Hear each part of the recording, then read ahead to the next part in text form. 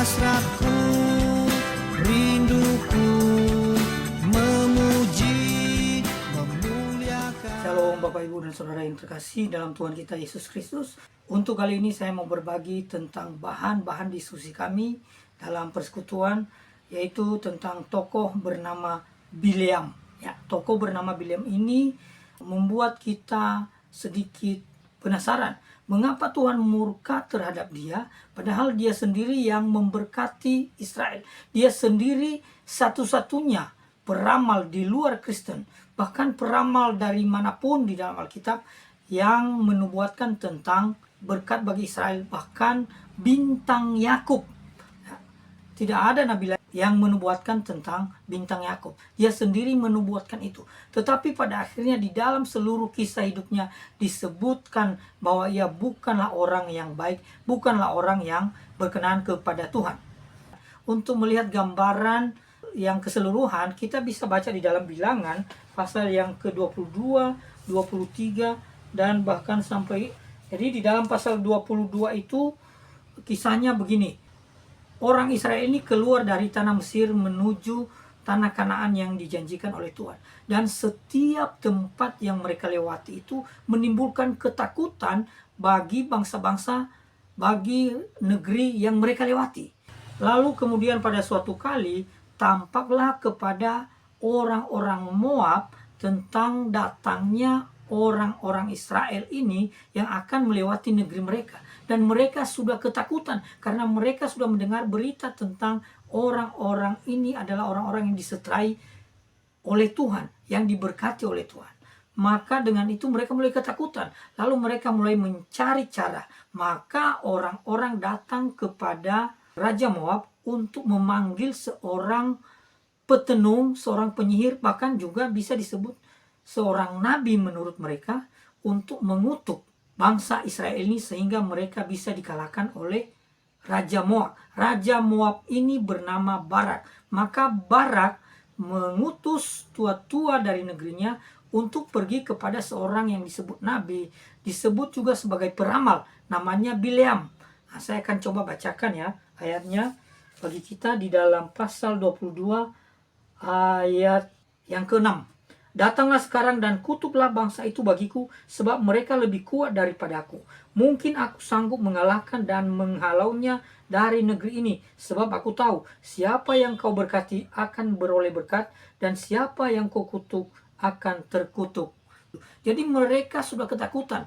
Negeri Moab, orang-orang Midian, bahkan Raja Balak sendiri, Raja Moab, sudah ketakutan. Dia panggillah si Bileam ini. Bileam ini memang benar-benar memiliki keahlian luar biasa.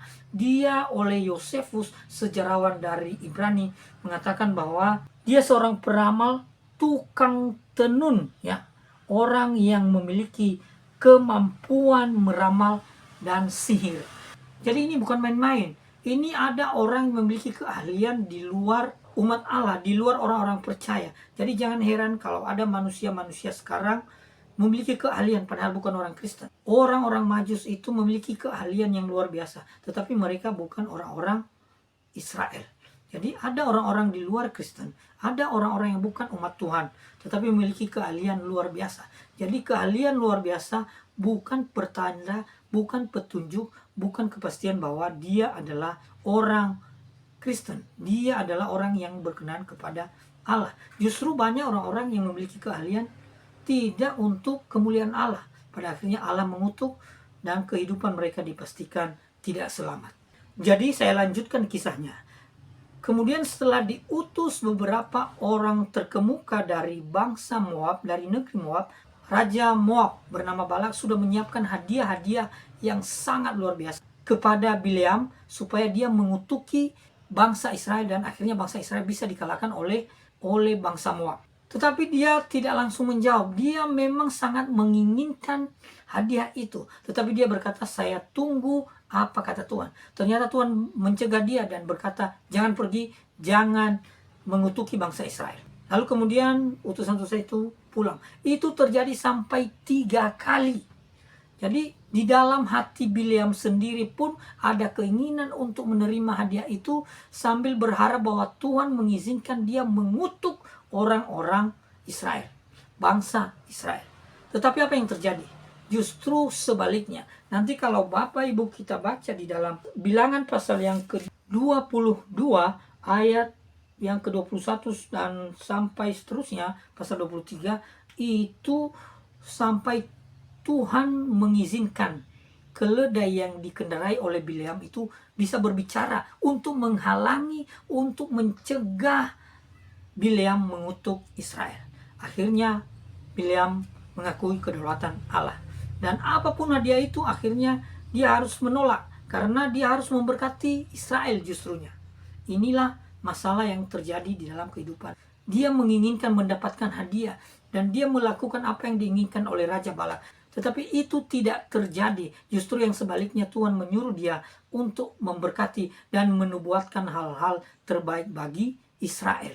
Jadi Bapak Ibu jangan pernah takut kalau ada orang yang hendak mengutuki Anda. Sementara Anda di dalam Tuhan terus-menerus terpaut kepadanya, Anda jangan takut dikutuk. Mengapa? Karena kutuk itu bisa diubah menjadi berkat oleh Tuhan untuk orang-orang yang terus-menerus memuliakan Dia. Untuk kita-kita yang terus-menerus menyembah dan memuliakan Tuhan.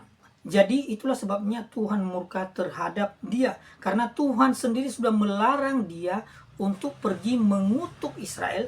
Tetapi dia sangat berharap. Dia menginginkan untuk mendapatkan hadiah itu. Sehingga dia juga mau sebenarnya untuk mengutuk Israel. Hanya saja dia tidak bisa melakukannya. Karena Tuhan sudah mencegah dia.